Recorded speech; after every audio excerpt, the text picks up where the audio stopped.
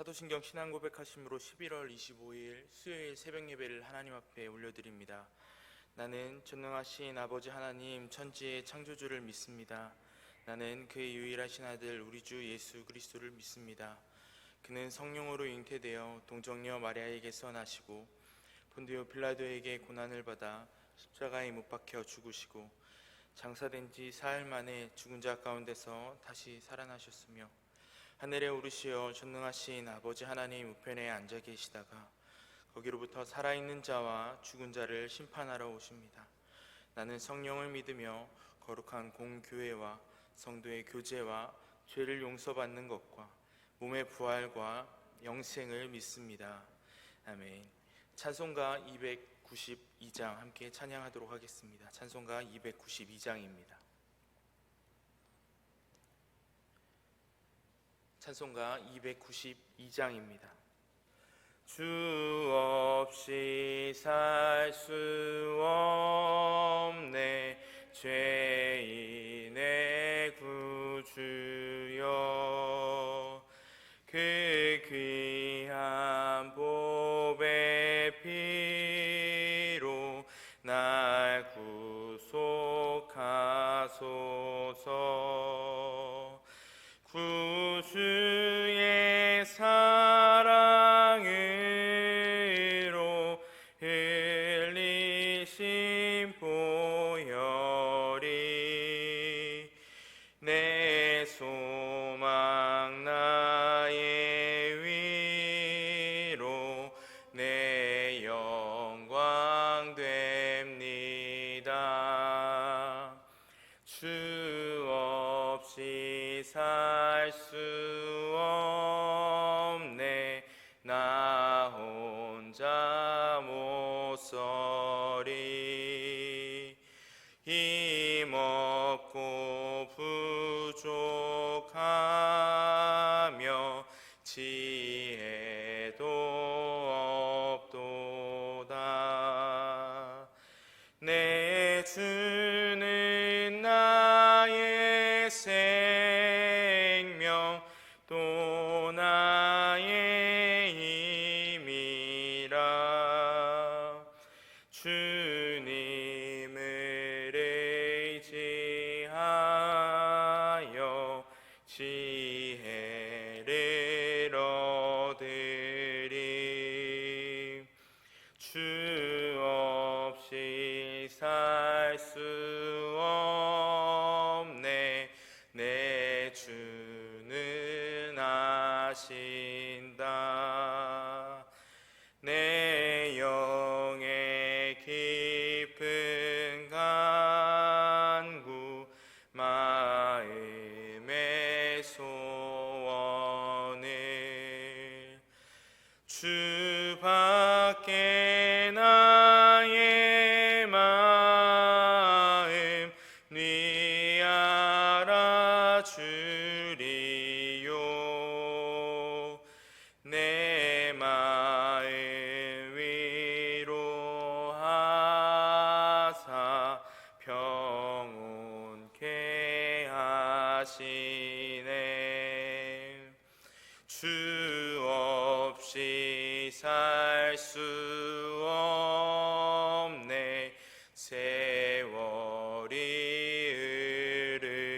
흐르고 이 깊은 고독 속에 내 생명 끝나도 사나운 풍랑일 때 날 지켜주시니 내 곁에 계신 주님 늘 힘이 됩니다.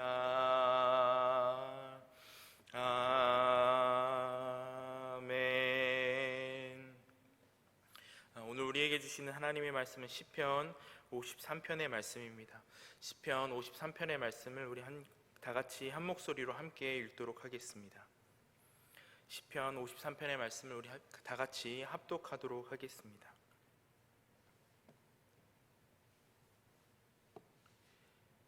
다 찾으신 줄 알고 읽도록 하겠습니다. 어리석은 자는 그의 마음에 이르기를 하나님이 없다 하도다. 그들은 부패하며 가증한 악을 행하며 선을 행하는 자가 없도다.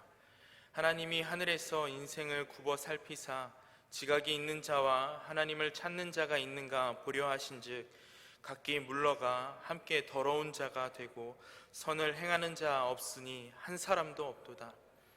죄악을 행하는 자들은 무지하냐.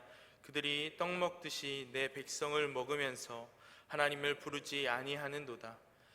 그들이 두려움이 없는 곳에서 크게 두려워하였으니 너를 대항하여 진친 그들의 뼈를 하나님이 흩으심이라. 하나님이 그들을 버리셨으므로 내가 그들에게 수치를 당하게 하였도다. 시온에서 이스라엘을 구원하여 줄 자가 누구인가? 하나님이 자기 백성을 포로된 것을 돌이키실 때에 야곱이 즐거워하며 이스라엘이 기뻐하리로다. 아멘. 한 남자가 있었습니다. 그는 나라가 혼란스러운 시대에 살았으나 그에게는 양이 3,000마리나 있었고 염소가 1,000마리나 있었습니다. 그 사람은 매우 부유했습니다. 그 남자의 이름은 나발이라는 사람입니다. 어느 날 그 남자에게 어떤 소년들이 와서 이야기를 합니다. 저는 어떤 장군이 보낸 사람들입니다. 그 장군께서 당신에게 이렇게 전하라 명령하셨습니다. 우리 군인들이 이 전쟁통과 혼란스러운 시대에도 당신의 양과 염소를 약탈하지 않고 오히려 당신의 양털 깎는 자들을 해하지도 않고 이것을 위하여 지키고 당신을 선대하였소. 지금 우리가 줄이고 목마르니 당신이 우리에게 은혜 얻게 해주기를 바라오. 그러자 그 부자가 이렇게 대답했습니다. 요즘 각기 주인에게서 억지로 떠나는 종이 많다던데 그 장군이 누구냐? 내가 어찌 알지 못하는 그 장군에게 내 떡과 물과 내 양털 깎는 자를 위하여 잡은 고기를 가져다가 주겠느냐? 썩 물러나라. 소년들은 장군에게로 돌아가 그 이야기를 전했습니다. 그러자 장군은 자기 사람들에게 즉시 칼을 차라. 우리가 들에 있어 그들과 함께 있을 때에 이 나발의 소유물을 광야에서 지켜 그 모든 것에 하나도 손실이 없게 한 것이 진실로 헛된 일이구나. 그 사람이 악으로 나의 선을 갚는구나. 내가 그 사람에게 속한 모든 남자 가운데에 한 사람도 오늘 남겨두지 아니하리라. 그리고 군사들을 데리고 움직이기 시작했습니다. 그러나 나발에게는 현명한 아내가 있었는데 그 소식을 들은 나발의 아내 아비가일이 그 소식을 듣게 되었습니다. 아비가일은 급히 포도주와 볶은 양 그리고 곡식과 건포도 그리고 무화과를 나귀에 실으라 라고 종들에게 명령을 합니다.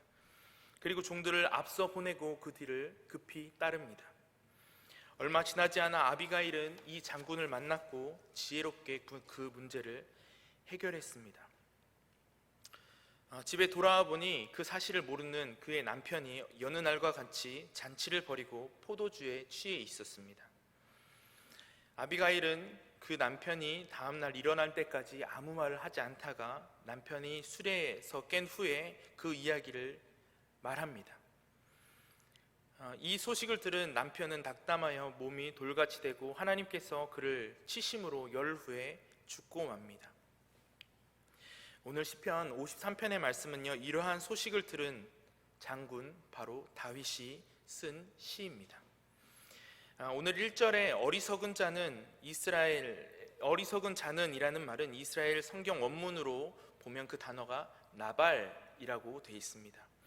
그러니까 사무엘상 25장에 오늘 이 시의 배경이 아주 자세하게 나와 있습니다.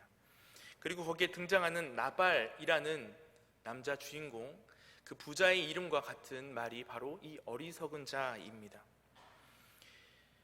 1절에 말씀에서 언급하는 어리석은 자들의 특징은 바로 하나님이 없다라고 이야기를 하는 것이죠.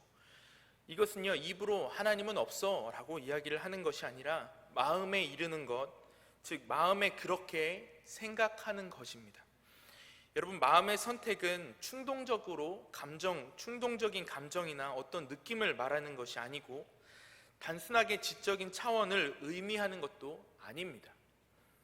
마음의 선택은요, 자신의 뜻에 기초한 의지적인 결단과 행동입니다. 그러니까 하나님이 없어라고 마음에 믿는 것은 하나님이 없으니 나는 이렇게 살 거야 라고 선택을 하고 우리가 결단하는 것을 이야기합니다. 아까 말씀드렸던 사무엘상에 등장하는 이 어리석은 사람 나발은요, 갈렙 족속 사람이었습니다. 하나님의 백성이라는 이스라엘 백성 사람이었으나 성경에서 그는 행실이 완고하고 악하였다 이야기를 하는 겁니다.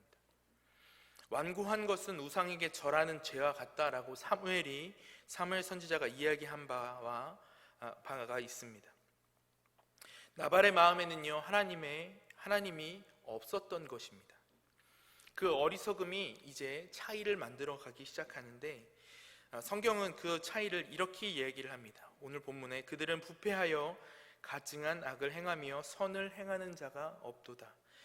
어리석은 자들은 부패하였다. 이 말은요, 그들이 정상이 아니다라는 말입니다. 세상을 하나님께서 창조하실 때에 하나님께서 하신 일은요, 새로운 것을 창조하는 것 외에 질서를 세우는 일이었습니다. 그래서 성경은 하나님께서 모든 것을 창조하신 후에 보시기에 좋았다라고 기록하고 있죠. 하나님께서 원하시는 것이 하나님께서 원하시는 그 시간에, 그리고 하나님께서 원하시는 그 공간에서 원하시는 일을 하고 있었기 때문에 그것은 질서라고 이야기할 수 있는 것입니다. 그것이 하나님께서 만드신 세상 안에 정상적인 방법인데, 그런데 부패했다는 것은요, 그 정상적인 방법에서 벗어났음을 이야기를 하는 겁니다. 그래서 이들이 하는 일도 가증한 악이 되는 것이죠. 하나님께서 원하지 않는 일인 것입니다. 교회를 다니건 그렇지 않건 많은 사람들이 하나님이 없어도 충분히 잘 살고 선하게 살 수 있다라고 생각하는 것이 바로 이 때문입니다. 실제로 교회 안팎에 그러한 사람들이 많습니다. 2절부터 이어지는 말씀에도 똑같은 원리가 반복되어서 나타나는 것을 알 수 있습니다. 하나님께서 하늘에서 사람들을 살펴보시는데 그 중에 지각이 있는 자와 하나님을 찾는 자가 있는가 찾아보고 계시다는 겁니다.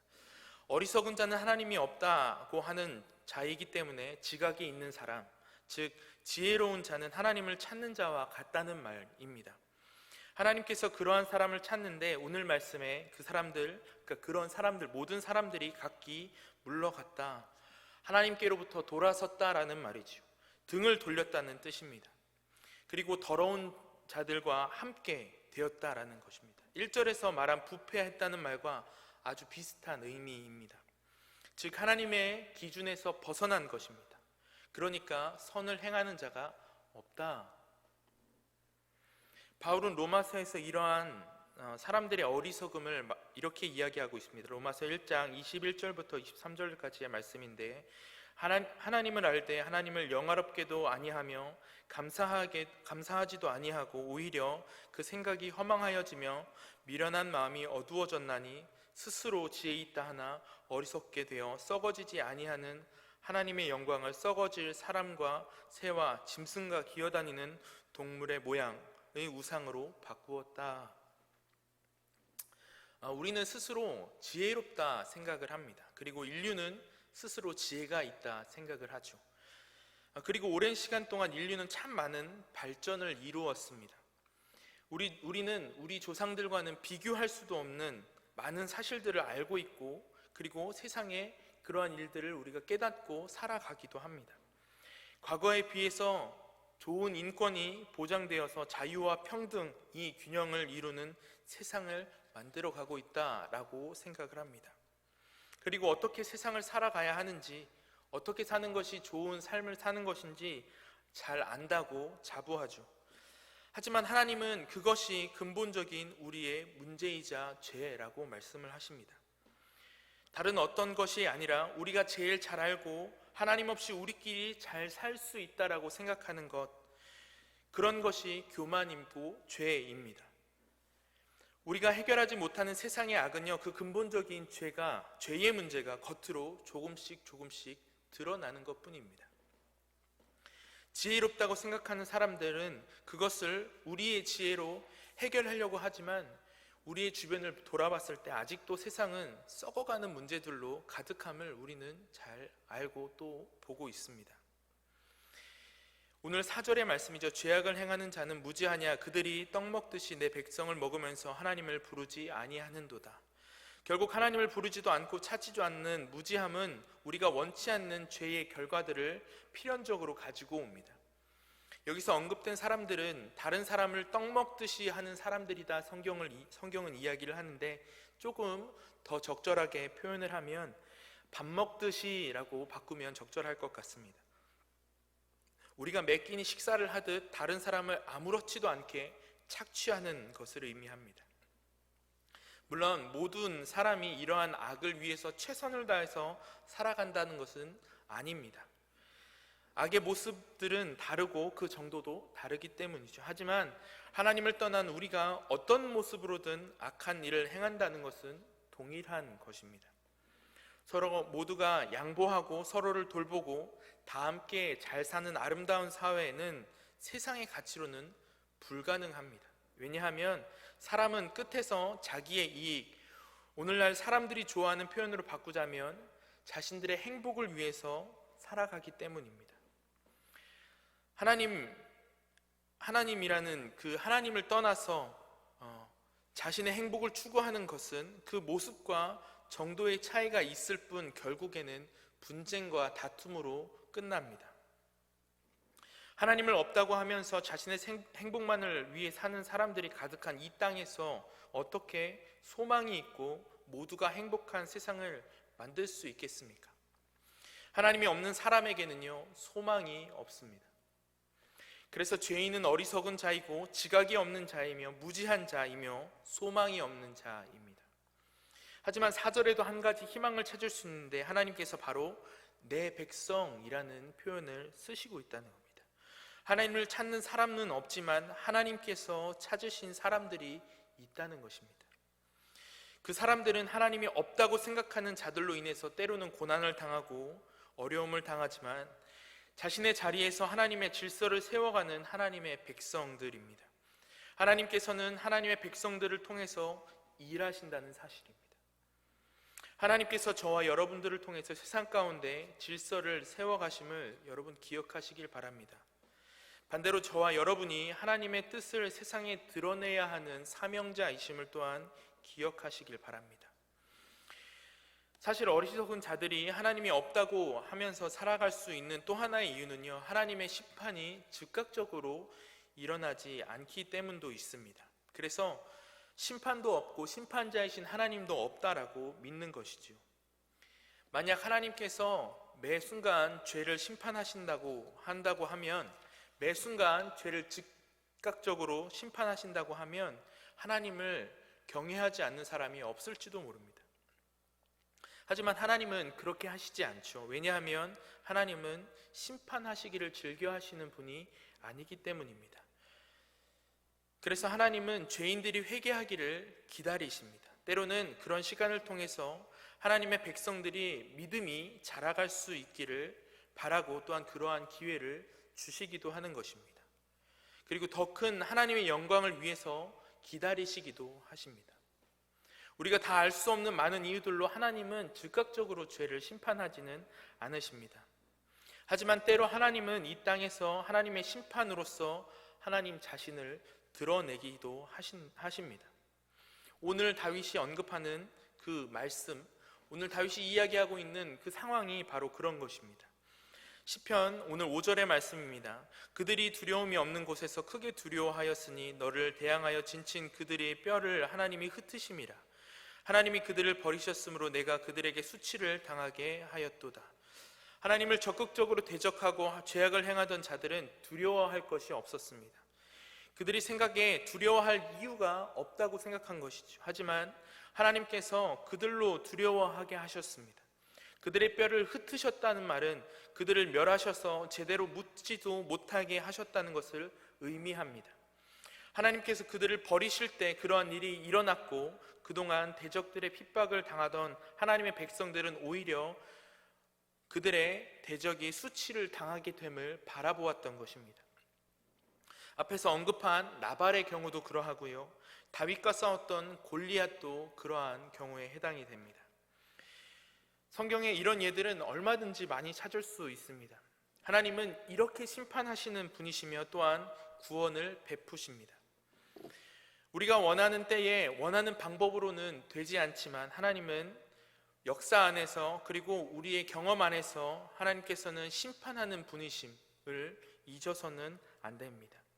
하나님께서 심판하실 때에 그 이유가 있는 것처럼 심판할 때도 있습니다. 물론 죄에 대해서 심판하시는 것이지만 최종적인 심판이 아닌 이 땅에서 우리가 보게 되는 심판들은요, 어떤 의미를 갖고 있냐면 경고와 격려의 의미를 가지고 있는 것이죠. 우리가 만나는 자연재해나 인재를 하나님의 심판이라 말하는 것은 오해의 소지가 있기 때문에 조심스럽지만, 모든 것을 주관하시는 하나님은 그런 재해를 통해서 누군가를 심판하시기도 하고 또한 누군가를 구원하시기도 한다는 것을 우리는 분명히 알 수가 있습니다. 사실 누가 심판을 당하고 누가 구원을 당했는지 우리가 그것을 당장에 알 수는 없고, 또 그리고 알 필요는 없지만, 그를 통해서 우리가 배워야 하는 것은 누가 심판을 당한 그것이 아니라 하나님께서 심판하시는 분이시라는 것입니다. 예수님도 벨라도에게 해를 당한 사람, 그리고 실로암 망대가 무너져서 죽은 사람의 예를 통해서 말씀하신 그 말씀을 우리가 한번 보면 누가복음 13장 3절입니다. 너희에게 이르노니 아니라 너희도 만일 회개치 아니하면 다 이와 같이 망하리라 말씀함으로써 경고함을 받으라 라고 우리에게 말씀하고 계십니다. 즉 우리가 성경에서 하나님의 심판하시는 일을 볼 때, 혹은 우리가 역사에서 혹은 개인의 삶에서 이런 일을 만날 때, 그 일들은 다른 누군가에게 아닌 하나님께서 나에게 던지고 계시는 경고의 메시지라는 것을 알아야 합니다. 만약 하나님이 없다고 믿고 그렇게 살아온 사람이 갑작스럽게 뜻밖의 일로 하나님을 만나게 된다면, 혹은 하나님을 믿는다고는 하지만 나 자신의 행복과 유익을 위해서 살아온 사람이 갑작스럽게 하나님을 만난다면 하나님 앞에 뭐라고 이야기하겠습니까? 하나님, 저 진짜 몰랐습니다. 이렇게 이야기할 수 있을까요? 아니죠. 그렇게 할 수 없죠. 하나님은 피조물을 통해, 예수님을 통해, 또한 성경을 통해 믿는 자들을 통해서 계속해서 하나님의 살아계심을 말씀하셨기 때문입니다. 하나님 앞에 하나님, 그게 그렇게 중요한지 몰랐습니다. 그렇게 말할 수 있을까요? 그럼 하나님께서, 그러면 네가 중요하다고 생각하는 것이 뭐냐? 네 영원한 삶을 결정하는 전능한 심판자보다 너의 삶에 무엇이 더 중요했느냐 되묻지 않으실까요?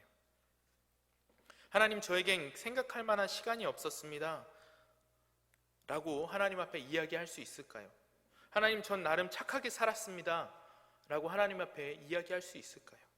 하나님, 저는 그래도 교회는 주일날 잘 나갔어요 라고 이야기할 수 있을까요?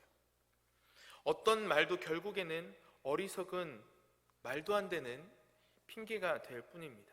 그래서 하나님께서는 오늘도 우리에게 여전히 경고하고 계시는 것입니다. 다음으로 하나님은 하나님의 백성들에게 이런 일을 통해서 격려와 소망을 받고자 하시는 의도가 있습니다. 오늘 6절 말씀이죠. 시온에서 이스라엘을 구원하여 줄 자가 누구인가? 하나님이 자기 백성의 포로된 것을 돌이키실 때에 야곱이 즐거워하며 이스라엘이 기뻐하리로다. 하나님의 구원을 경험하는 지금은 잠시 평안과 기쁨일 수 있습니다.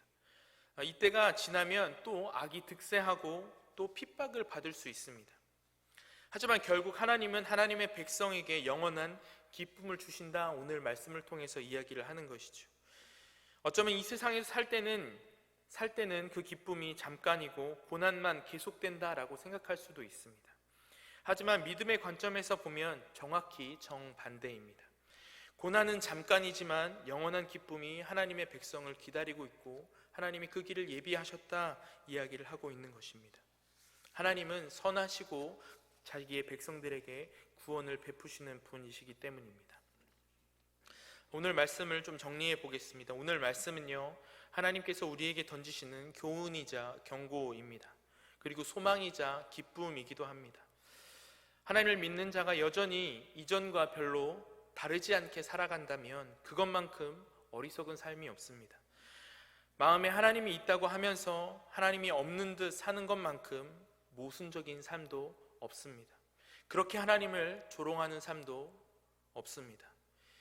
교회에서와 가정에서의 삶이 다르다면, 그리고 교회에서와 직장에서의 삶이 다르다면 우리에게 정말 회개가 필요한 때입니다. 저와 여러분이 하나님이 있다고 마음으로 고백하면서, 그리고 그렇게 시인한다면 저와 여러분들의 삶에도 하나님의 일하시는 역사가, 그리고 하나님의 백성으로 우리의 삶을 올려드리는 놀라운 결단의 변화가 있기를 주님의 이름으로 축원합니다. 기도하겠습니다. 은혜와 사랑의 하나님, 감사합니다. 오늘 말씀을 통해서 우리가 하나님이 없이는 살 수 없는 존재임을 알게 하시니 감사합니다. 오늘을 살아갈 때 하나님을 놓치지 않도록 주님 순간순간 우리의 마음을 인도하여 주시고, 하나님의 인도함을 통하여서 주님과 동행하며 주님을 닮아가는 우리 지산교회가 되게 하여 주시옵소서. 예수님의 이름으로 기도합니다. 아멘. 하늘에 계신 우리 아버지, 아버지의 이름을 거룩하게 하시며 아버지의 나라가 오게 하시며 아버지의 뜻이 하늘에서와 같이 땅에서도 이루어지게 하소서. 오늘 우리에게 일용할 양식을 주시고 우리가 우리에게 잘못한 사람을 용서하여 준 것 같이 우리 죄를 용서하여 주시고 우리를 시험에 빠지지 않게 하시고 악에서 구하소서. 나라와 권능과 영광이 영원히 아버지의 것입니다. 아멘. 오늘은 수요일입니다. 오늘 수요 예배가 준비되어져 있고 특별히 지금 진행 중인 전국 장로 수양회를 위해서 함께 기도해 주시길 바랍니다. 또한 수능을 준비하고 있는 우리 수험생들을 위해서 함께 기도해 주셨으면 감사하겠습니다. 그리고 수요일은요, 또 우리 선교사님들을 위해서 기도하는 날이죠. 각 나라에 파송 중이신 우리 선교사님들과 또한 코로나 여파로 인해서 어려움 중에 계신 우리 선교사님들을 위해서 기도해 주시고, 또 가지고 나오신 기도 제목, 각자의 기도 제목을 가지고 기도하시다가 자유롭게 돌아가시기를 바랍니다. 이 시간도 우리 믿음의 고백 선포하고 기도의 자리로 나아가겠습니다. 큰 산아 내가 무엇이냐, 우리 앞에 평지가 되리라, 평지가 되리라, 평지가 되리라. 성령으로 됩니다. 성령으로 됩니다. 성령으로 됩니다. 은혜와 사랑의 하나님 감사합니다.